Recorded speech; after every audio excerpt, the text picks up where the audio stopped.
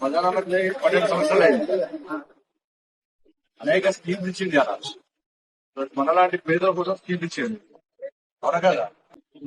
నరేంద్ర మోడీ గారు నేను బియ్యం ఇస్తున్నాడు నరేంద్ర మోడీ గారు, నేను రోడ్ వేసాం నరేంద్ర మోడీ గారు, ఇందులో గ్యాస్ ఇచ్చిండు నరేంద్ర మోడీ గారు. ఇప్పుడు మన కరీంనగర్ వరంగల్ రోడ్ నరేంద్ర మోడీ గారు ఇచ్చిండు. ఇప్పుడు కరీంనగర్ జగిత్యాల రోడ్ కూడా మోడీ గారు ఇస్తున్నారు. నువ్వు ఆటో డ్రైవర్ రోడ్డు కూడా చెప్తున్నాను. మన గ్రామాల్లో రోడ్లు అయినాయి, ఇవన్నీ అయినాయి అంటే నరేంద్ర మోడీ గారు ఇచ్చినట్టు దీని వల్లే అవునా కదా. మరి ఇక పేదలకు స్కీమ్స్ ఇస్తున్నాడు, దాంతో పాటు అభివృద్ధి చేస్తున్నాడు అవునా కదా. మరి అటువంటి వ్యక్తి గురించి మనందరం కూడా చెప్పాలి. ఆయన ఆరోగ్యం ఉండాలని కోరుకోవాలి మనందరం కూడా. ఆయన ఆరోగ్యం ఉంటే మనం ఆరోగ్యం ఉంటాం. ఏమేమి చేసిండు, పిల్లలకు ఉద్యోగాలు ఇచ్చిండు, 12 లక్షల ఉద్యోగాలు ఇచ్చిండు. మేము పోతే వాళ్ళకి ఊకే ఆ రోజుగారి మీద పోతే అంత డ్రైవర్ల కుటుంబాలు వాళ్ళ కుటుంబాలు అంటారు.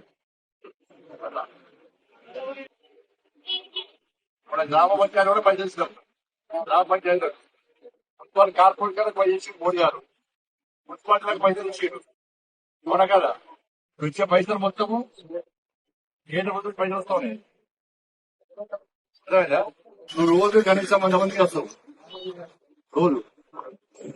దీంతో పాటు మీ ఆటో డ్రైవర్లకు ఇవ్వాలి, దాంతో పాటు ప్యాసింజర్లు ఇవ్వాలి. మంచిగా చెడు కాదు, ఈ రాజకీయాలతో సంబంధం లేదు. అది అటువంటి వ్యక్తి ఇలా ప్రధానమంత్రిగా ఉంది. 12 సంవత్సరాలు అయిపోయింది.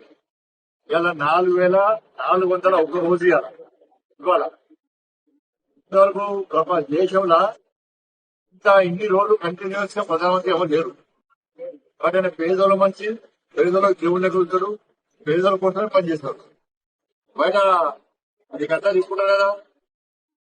అందుకే నరేంద్ర మోడీ అంటే పేదలకు దేవుడు.